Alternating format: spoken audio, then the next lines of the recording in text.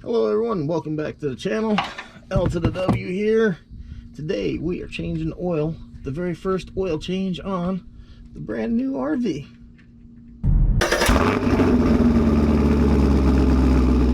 Okay, so it's got about 1400 miles on it. Right now I'm not exactly sure, I don't remember looking. I know I had about 1,000 on it when we picked it up because they drive it from Indiana to Florida. Usually my vehicles, I normally change the oil at about 500. It's just been a routine of mine. I've always had good luck with that. I like to get all that break-in stuff out of there, all the little metal shavings and stuff. Just get going on that first oil change, so figure help it break in even better. Get some good full synthetic Mobil 1, which granted GM does use a Dexos now, which I'm not 100% sure if Dexos is full synthetic or not. I'm believing that it is, but anyhow, I like to get my Mobil 1 in here, so that's right. We're gonna go ahead and get this changed. I've already put a sleep number bed in here, so I've already got stuff moving right along with this, and that's gonna be its whole separate video. And I'm gonna spend some time underneath here and look around and see what exactly these RV companies do to build these things. The nice thing is that the leveling jacks here actually pick the tires up off the ground. Now they tell you not to use the leveling jacks as a jack for this purpose, but because my driveway is slanted like that, it actually just did this on its own. So, and I don't know, maybe I shouldn't be underneath here with it, but I know I could slide underneath here without the jack, so that's where we're at. We got another cement truck here. They're pouring a ramp because this ended up being so tall. There's no way getting the cars in there, so we're ramping it up a little bit.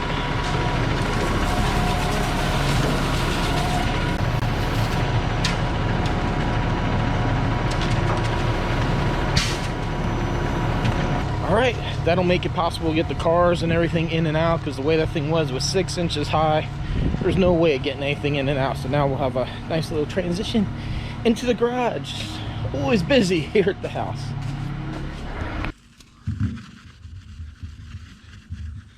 All right, I'm about to put the old Sun Joe to the test. Give this girl her first bath. Drove it home almost all the way in the rain, well, about halfway in the rain. Really got trashed.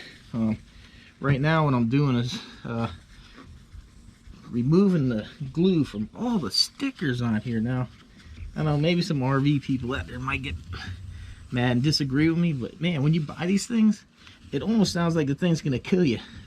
There's so many warning labels, warning, hazard, this, that, and the next thing. There was on top of the fuel door or the fuel cap, there was like a cheesy label that looked like it just came from a Dymo or something, said unleaded fuel only. You can't buy leaded fuel anymore, at least not here in the US. It's not green, so you know it's not diesel. I know what it is. There was a warning sticker underneath there about make sure pilot lights, this, that, and that, everything's off, blah, blah, blah. Then you got these things, gray tank, black tank. I mean, they're marked. The valve is gray, that's black. I don't need all that. And then they label every little valve on here, so I don't know. I figure if I don't take them off now, they're gonna dry and look like crap later. So may as well just go get rid of them now while they're still pretty soft and pliable. So I've been getting a lot of comments here lately on my Sun Joe electric power washer review. It's pretty I don't even know the word to say, but it's pretty like rewarding to see people like saw the review, they took the advice and they went and bought one. Hopefully it doesn't give them any problems. You know, if I didn't believe in the product, I wouldn't recommend it. I used that thing quite a bit before I did the video and recommended it, so felt pretty good recommending it. I said now we're gonna go ahead and use that foam cannon and see what kind of job it does on this big beast. Here's something I need to do too. I think that's the part they were missing, so I ended up with a black door on my hot water heater. I'm gonna try to paint that white. But yeah, this is a big beast. We've got lots of bugs, so we're gonna put it to the test.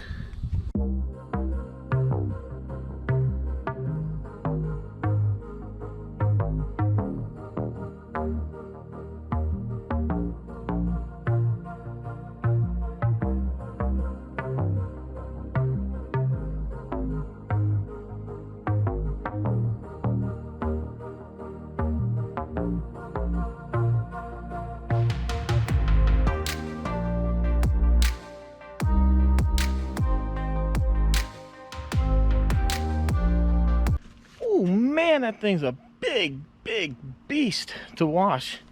But little Sun Joe, didn't miss a beat. I mean, I had that thing running for quite a long time. I rinsed it off, then I went back over it with the soap cannon, just sprayed it down. Thank God I'm not drying this thing. It can just be the way it is. It's not like nice shiny, you know, not like paint on your car. It's kind of texture because it's fiberglass. I might wipe off a little bit of the front because that is factory paint there. But yeah, whoo, good job, little Sun Joe. Now our baby there, she's all nice and clean. Still haven't heard when they're coming with the building yet. I'll let you know when I find out, but I can't wait for that, and then all this to be protected. All right, everyone, little RV tech stuff here. These bins are like metal and they're sliding around, and I want to put this little charcoal grill in here. Of course, it's loud as hell and this is slick, so what I did is I went to Harbor Freight, got some of these anti-fatigue mats. It's like $9 for 4 of these things, and it's more than enough to line the bins that I'm going to be putting some things in here.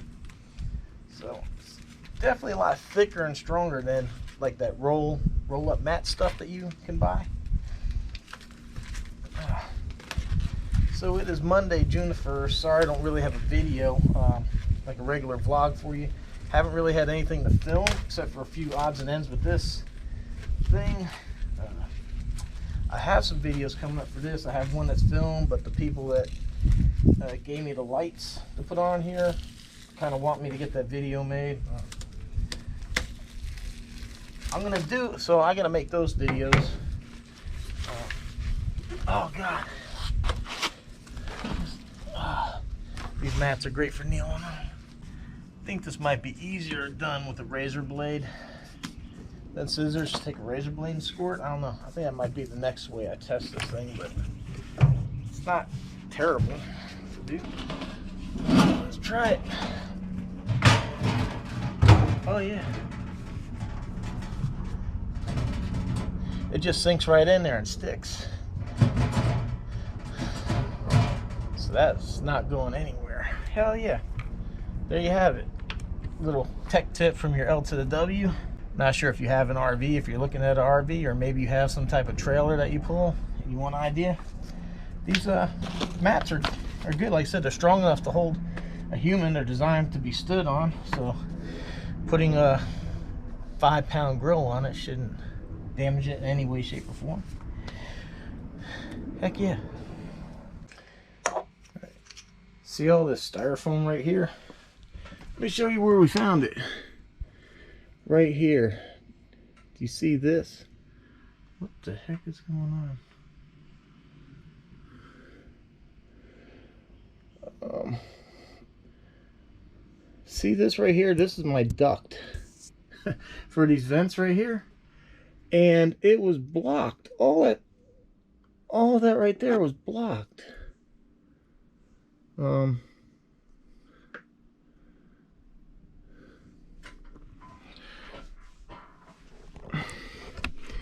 Now this side's not as bad. Some of this tape right here in this right hand side was over the vent. So I heard from a lot of YouTubers, they talked about it's a good idea to go up in your air conditioning and make sure all this stuff is sealed up as good as you can. So that's why I was looking at that. And yeah, and there I go. I found half my vent blocked up, man. You know, no matter who you buy from, they're on like a time crunch to throw these things out. So is what it is. I knew it getting into it that there would be some stuff I need to look at, which is why I've been going through this vehicle kind of thoroughly as I have been. So it's one of those things. That's why I bought this big roll of 3M heating and HVAC tape, so I can go ahead and fix this stuff. Alright, I apologize. I kind of got ahead of myself when I started working on the air conditioning. I really wasn't expecting to find that a huge blockage in there. I totally forgot to videotape all of that stuff, so I'll go ahead and throw some pictures up of the before and after. When I took delivery of this unit, I remember they had the AC running, and me and the wife were in the back, and I was feeling the vents, and I was like, wow, just not a whole lot of airflow from these things. And I kind of just thought that's the way these were. You know, it's my first motorhome. I had no idea. Like I said, I just seen several YouTubers talk about how it can tremendously help your unit to go ahead and tape up a lot of stuff that they don't do at the factory. So I opened it up and was just totally blown away by that whole channel being blocked out. And yes, there is a tremendous air increase difference. No, go figure, right?